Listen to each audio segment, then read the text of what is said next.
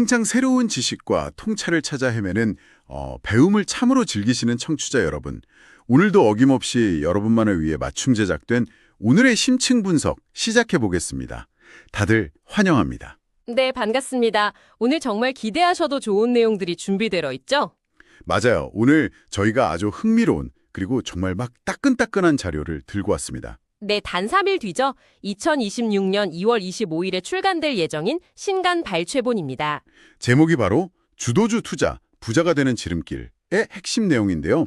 지금 시장 상황 매일 뉴스를 보셔서 아시겠지만 진짜 엄청나잖아요. 그쵸.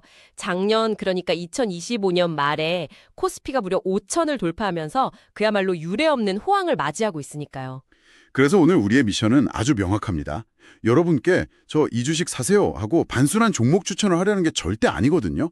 네, 단순한 테마주 쫓기가 아니죠. 맞습니다.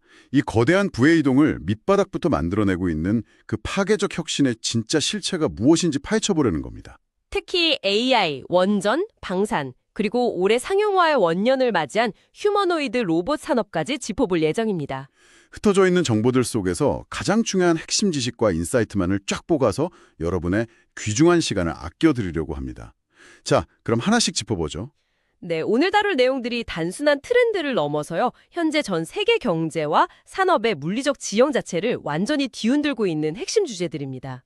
저도 자료를 미리 읽어보면서 와, 이게 진짜 장난이 아니구나 싶더라고요. 자료를 꼼꼼히 분석해 보면서 가장 인상 깊었던 건 지금의 이 엄청난 시장 상승세가 과거에 우리가 겪었던 호황장과는 근본적인 체질 자체가 다르다는 점이었습니다. 맞아요.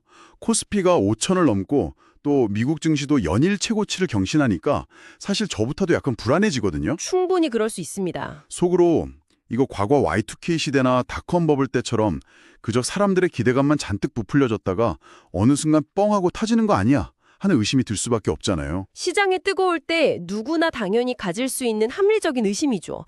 하지만 저희가 확보한 자료에서 저자가 제시하는 데이터를 하나하나 뜯어볼수록 과거랑은 다르다는 거죠? 네, 과거 닷컴 버블과 지금의 AI 주도 호황은 결정적인 차이가 있습니다.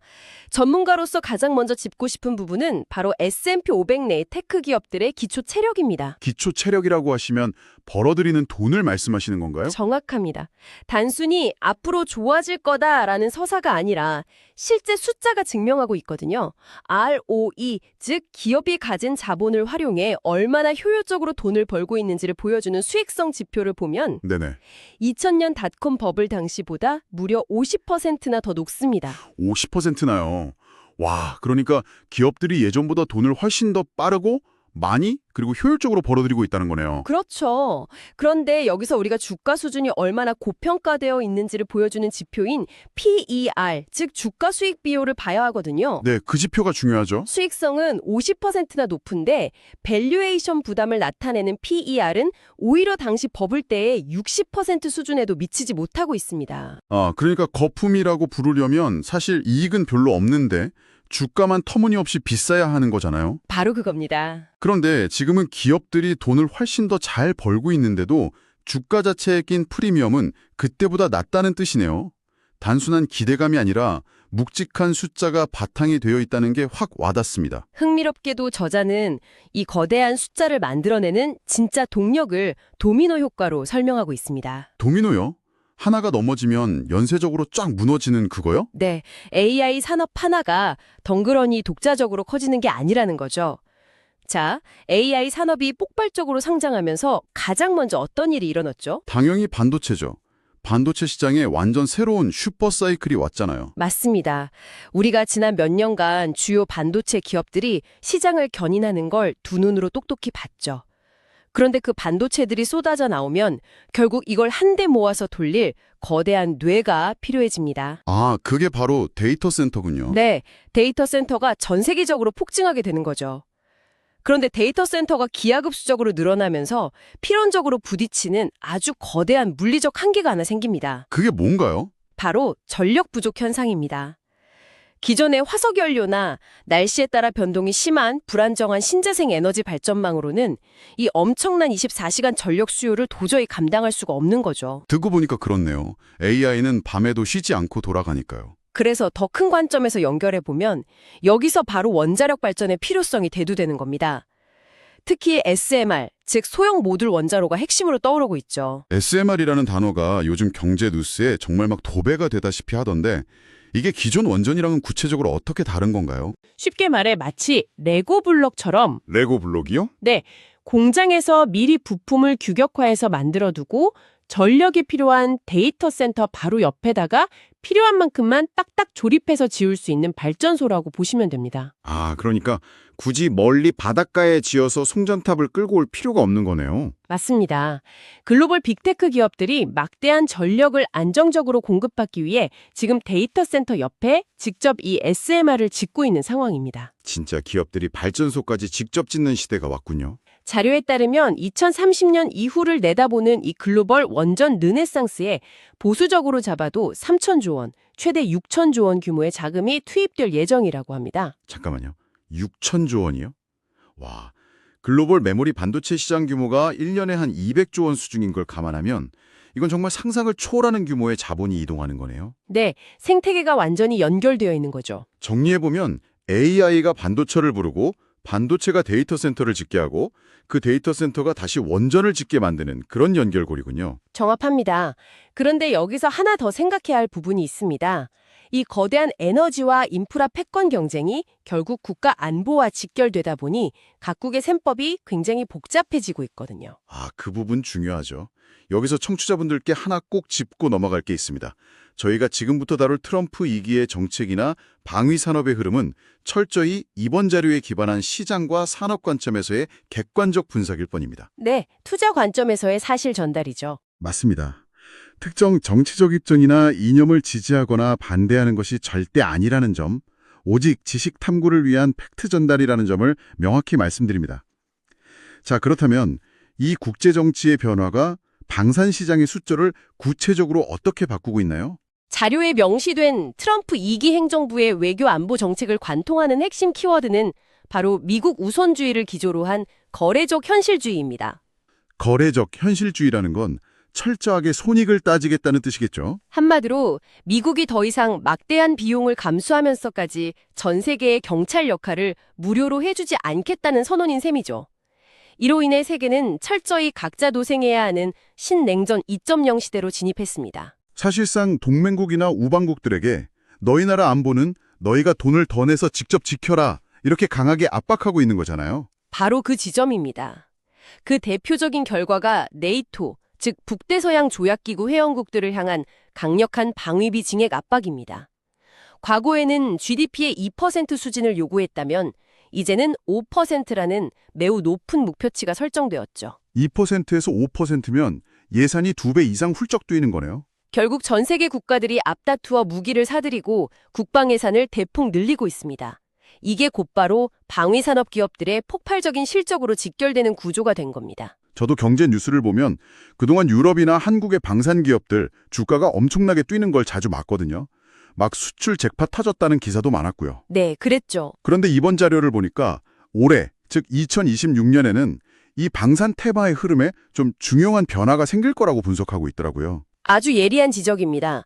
지금까지는 미국이 방산 공급망에 빈자리를 내주면서 유럽이나 한국의 방산 기업들이 스포트라이트를 받고 급등을 했습니다. 네, 우리나라 기업들도 엄청 선전했잖아요. 하지만 자료에서는 2026년의 핵심 투자 포인트로 그동안 상대적으로 상승폭이 덜했던 로키드 마틴 같은 미국 본토의 대형 방산 기업들에 주목합니다. 왜 미국의 방위 산업이 오히려 늦게 움직이는 건가요? 세계 최고 수준의 기술력을 가지고 있잖아요. 정책 결정과 예산이 실제 기업의 실적에 반영되기까지의 시차, 즉 딜레이 때문입니다. 아, 행정적인 절차 때문에 시간이 걸렸다는 거군요. 맞습니다. 미국 내 미사일 재고를 대규모로 다시 채워넣고 새로운 국방 예산이 실제 집행되는 사이클이 2026년부터 본격적으로 실적 숫자에 찍히기 시작할 것이라는 분석입니다. 그렇군요. 그래서 그동안 덜 올랐던 미국 방산 기업들이 이제 이른바 키 맞추기를 하며 급부상할 차례라는 거죠. 아, 예산 사이클의 시차 때문에 이제야 미국의 턴이 돌아온다는 거네요. 정말 글로벌 돈의 흐름이 어디로 이동하는지 입체적으로 이해가 됩니다. 방산 시장의 흐름도 결국 거대한 사이클을 타니까요. 자, 여러분, 집중해 주시죠. 지금부터 펼쳐질 이야기가 오늘의 진짜 하이라이트라고 할 수 있습니다. 바로 로봇 산업입니다. 네, 드디어 로봇이네요. 여기서 정말 흥미로운 점은요.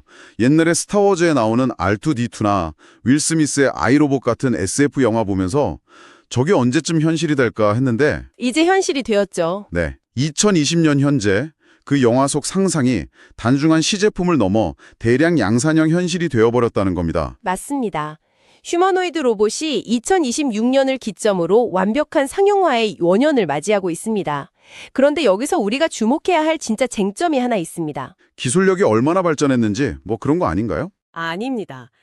로봇이 얼마나 사람과 비슷하게 생겼느냐 같은 기술적 호기심이 아니라 철저하게 가격과 경제성의 관점에서 접근해야 합니다. 가격과 경제성이요? 기업들이 왜 앞다투어 천문학적인 돈을 들여서 로봇을 공장과 물류센터에 넣고 있는지 그 명쾌한 데이터를 저자가 제시하거든요. 현재 미국의 노동자 실질 비용을 한번 계산해 볼까요? 네. 인건비가 엄청 비싸긴 하죠. 복지나 건강보험 같은 간접 비용을 다 포함하면 미국은 시간당 약 40달러 수준입니다. 하루 8시간 근로를 기준으로 하면 사람 한 명을 고용하는 데 연간 대략 10만 달러가 들죠.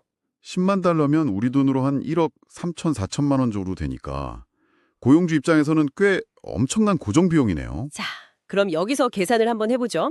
만약 기업이 딱 10만 달러짜리 휴머노이드 로봇을 한 대 사서 하루 8시간이 아니라 하루 24시간, 1년 365일을 쉬지 않고 돌린다면 어떻게 될까요? 기계니까 일단 퇴근을 안 하겠네요. 근데 기계도 감가상각이나 유지비가 들지 않나요? 물론이죠. 감가상각비도 들고 유지보수 비용, 전기료까지 다 듭니다.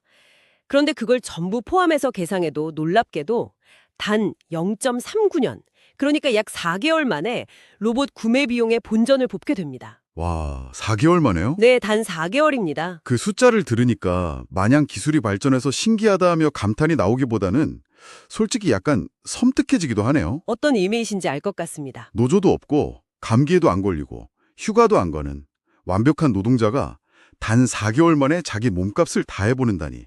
기업 입장에서는 도입을 안 하는 게 오히려 주주들에 대한 배임 수준이겠네요. 네, 냉정하지만 그게 지금 산업 현장의 현실입니다. 심지어 이 경제성 계산을 더 보수적으로 확장해 보면요.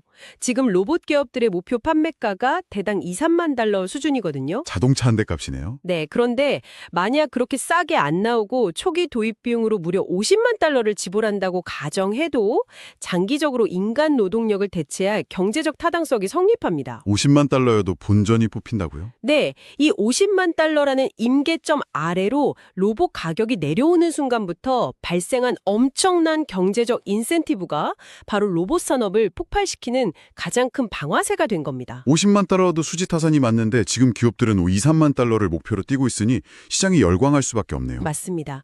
판이 완전히 바뀐 거죠. 그런데 이 엄청난 시장을 두고 지금 미국과 중국의 패권 전쟁이 장난이 아니라고 하던데요. 자료에서는 이 양국의 전략 차이를 어떻게 묘사하고 있나요? 한마디로 미국의 질 대 중국의 양. 이라는 전형적인 패권 다툼의 양상을 보이고 있습니다. 먼저 중국은 특유의 국가주도 경제를 바탕으로 압도적인 물량 공세를 펴고 있습니다. 중국은 뭐든 스케일이 크니까요. 정부 차원에서 1조 위안, 약 1,400억 달러에 달하는 막대한 펀드를 조성해서 로봇 산업을 무섭게 밀어붙이고 있죠. 그 결과 현재 전 세계 산업용 로봇 설치량의 51%를 이미 중국이 차지하고 있습니다. 책에 나온 비유가 진짜 직관적이더라고요. 중국 선전시 같은 경우는 과거 90년대나 2000년대 초반 우리 용산전제 상가에서 부품 골라서 PC 조립하듯이 예, 그 비유가 아주 정확합니다. 한 24시간 만에 로봇 부품을 싹 다 사서 하나의 로봇으로 뚝딱 조립할 수 있는 강력한 자체 생태계가 이미 굴러가고 있다고요. 완전 휴머노이드판 용산상가네요. 네, 그 정도로 인프라가 촘촘하다는 거죠. 반면에 미국은 하드웨어 제조 생태계나 설치량 자체는 뒤처지지만 질적인 면에서 압도적인 우위를 점하고 있습니다. 아, 소프트웨어나 AI 쪽이겠군요. 정확합니다. 특히 고부가가치 응용 기술과 AI 소프트웨어를 로봇의 두뇌에 완벽하게 결합하는 데 집중하고 있죠. 그렇다면 이 치열한 전장에서 뛰고 있는 주요 로봇 기업들의 전략을 좀 분류해서 살펴볼까요? 좋습니다. 기업마다 지향점이 꽤 다릅니다. 단순히 회사 이름만 나열하기보다는 이들이 어떤 목적을 가지고 로봇을 만들고 있는지 그 방향성의 차이가 참 흥미롭더라고요. 크게 보면 범용성에 집중하는 기업들과 특정 목적을 위한 기능성에 올인하는 기업들로 나눌 수 있겠죠. 먼저 범용성의 대표주자 테슬라의 옵티머스부터 짚어보죠. 네, 테슬라의 옵티머스 2세대는 범용 로봇, 즉 인간이 할 수 있는 대부분의 일을 대체하겠다는 목표를 가지고 있습니다. 기존 모델보다 무게를 57kg으로 대폭 줄였죠. 다이어트를 엄청 했네요. 하지만 가장 핵심적인 건 껍데기가 아니라 두뇌입니다. 테슬라 전기차에 들어가는 자율주행, 즉 FSD 비전 AI가 로봇의 두뇌로 그대로 이식되었습니다. 자동차의 두뇌를 로봇에 넣었다고요?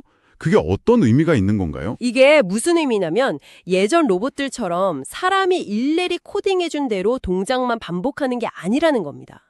로봇이 스스로 카메라라는 눈을 통해 주변 시각 정보를 인식하고 돌발 상황이 발생하면 AI가 스스로 판단해서 움직인다는 뜻입니다. 와, 스스로 보고 생각해서 움직인다니 대단하네요. 그런데 일론 머스크가 궁극적으로 옵티머스를 2만 달러대에 판매하겠다고 호언장담을 하긴 했지만 네, 가격 목표가 굉장히 공격적이죠. 솔직히 테슬라의 예전 자율주행이나 사이버트럭 출시 타임라인들을 보면 약속한 날짜를 지킨 적이 별로 없잖아요. 과연 그 저렴한 가격에 대량 양산이 당장 2026년 지금 이 시점에 가능할까 하는 강한 의구심도 드는데요.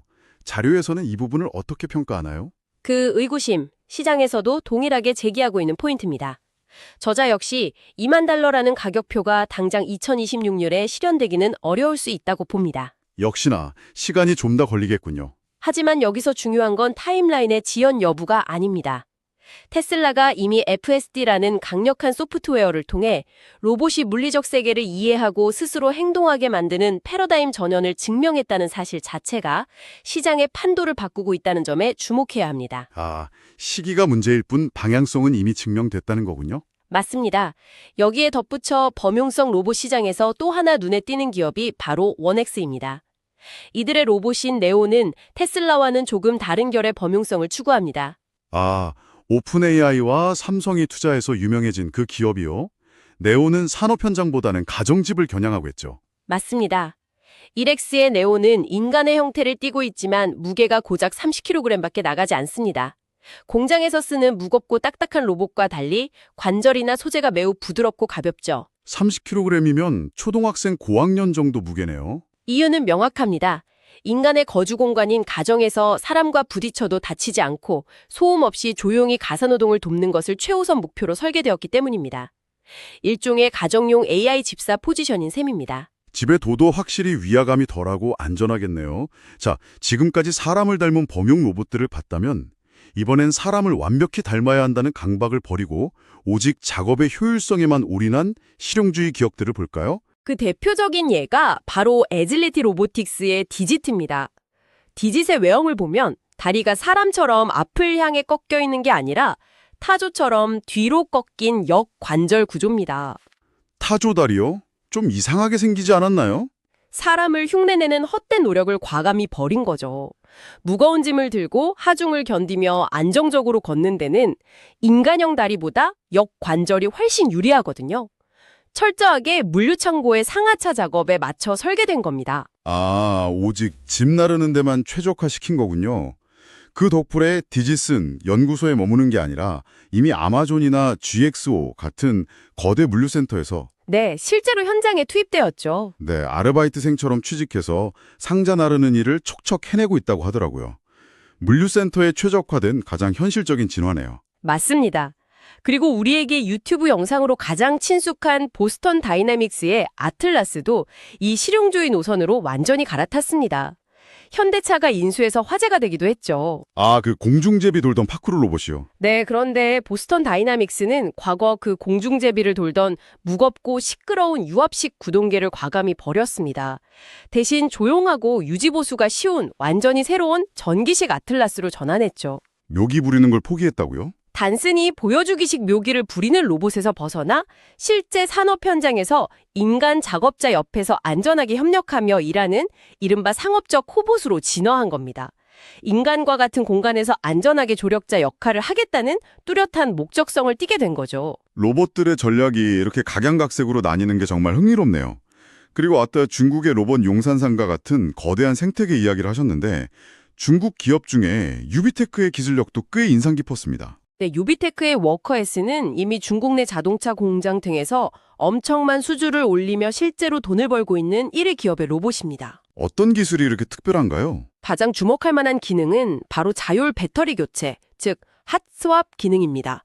기존 로봇들이 배터리가 닳으면 스마트폰처럼 몇 시간씩 벽에 꽂혀 충전을 기다려야 했다면 밥 먹는 시간이 길었던 거군요. 그런데 워커S는 배터리가 20% 이하로 떨어지면 스스로 배터리 스테이션으로 걸어가서 단 3분 만에 뚝딱 새 배터리로 교체하고 다시 현장에 투입됩니다. 와, 스스로 배터리를 갈아 끼워요? 네, 진정한 의미의 24시간 무중단 가동을 구현해낸 겁니다. 사람으로 치면 밥 먹고 에너지 채우는데 딱 3분 걸리는 거네요.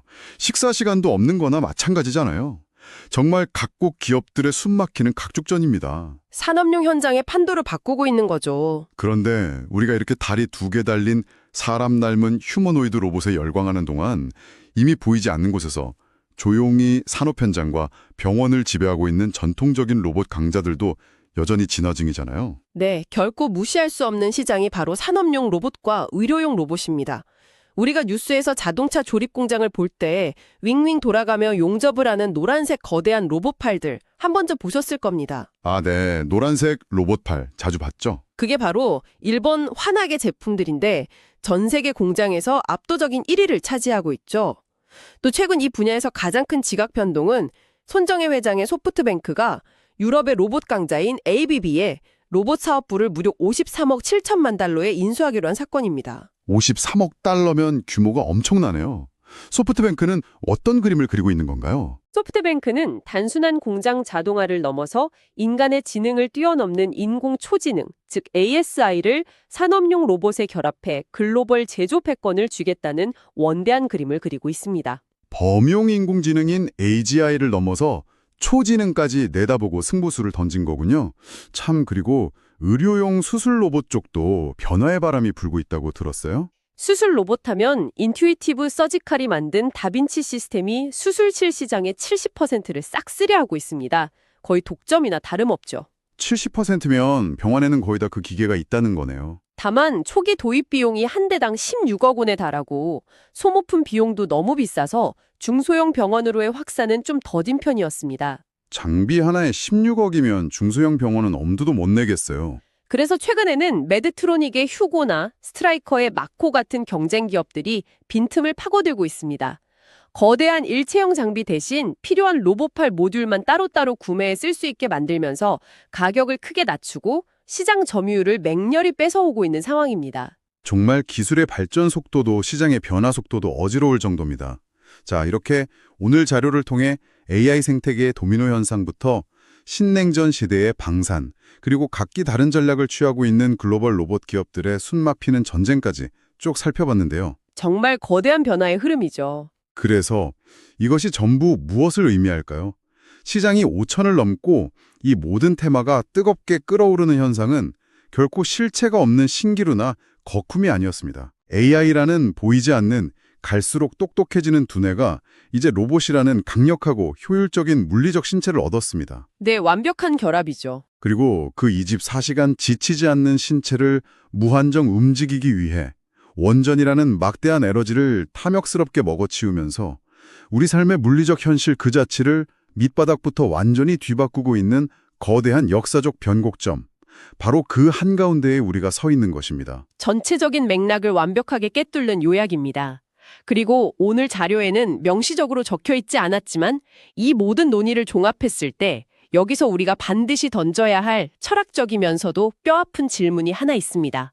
뼈 아픈 질문이요. 어떤 건가요? 오늘 우리가 살펴본 데이터에 따르면 10만 달러 혹은 그 이하의 휴머노이드 로봇은 이제 인간보다 훨씬 싼 값에 어떤 불평도 없이 주 7일 24시간 육체 노동을 해낼 수 있습니다. 네, 아까 본전 뽑는 기간이 4개월이라고 하셨죠? 즉, 인간이 물리적인 힘을 써서 무언가를 생산해내는 행위의 한계 비용이 사실상 0에 수렴하는 시대가 오고 있다는 뜻이죠. 육체 노동의 가치가 0이 된다고요? 그렇다면 이 세상에서 앞으로 우리 인간만이 제공할 수 있는 고유한 가치, 기계가 완벽히 흉내낼 수 없는 그 휴먼 터치의 진정한 가치는 과연 무엇이 될까요? 무겁고 위험한 육체 노동에서 완벽하게 해방된 우리는 미래에 도대체 무엇을 가리켜 일이라고 부르게 될까요? 아, 진짜?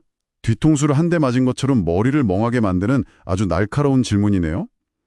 기술의 발전 속도나 주가 수익률의 숫자를 쫓아가는 것도 물론 중요하겠지만 결국 그 거대한 변화의 끝자락에서는 과연 인간이란 무엇인가, 나의 가치는 어디에 있는가라는 아주 근본적인 고민으로 돌아오게 되는 것 같습니다. 기술이 궁극적으로 묻고 있는 질문이기도 하죠. 오늘 저희가 함께 나눈 이 깊이 있는 이야기들이 단순히 어느 산업이 뜨고 어느 주식이 오르더라 하는 단편적인 정보를 넘어서 여러분 각자의 커리어나 미래의 삶을 준비하는데 의미 있는 작은 힌트가 되었으면 좋겠습니다. 저도 그러길 바랍니다. 배움을 즐기시는 여러분 각자의 분야에서 방금 전문가께서 던져주신 이 도발적인 질문에 대한 나름의 해답을 꼭 한번 탐구해 보시길 권해드립니다. 여러분만을 위한 오늘의 심층 분석은 여기까지입니다. 늘 깨어있는 자세로 세상의 변화를 주시하는 청취자 여러분, 다음번에도 더 깊이 있고 흥미로운 탐구 자료를 듬뿍 들고 여러분 곁으로 돌아오겠습니다. 함께해 주셔서 감사합니다.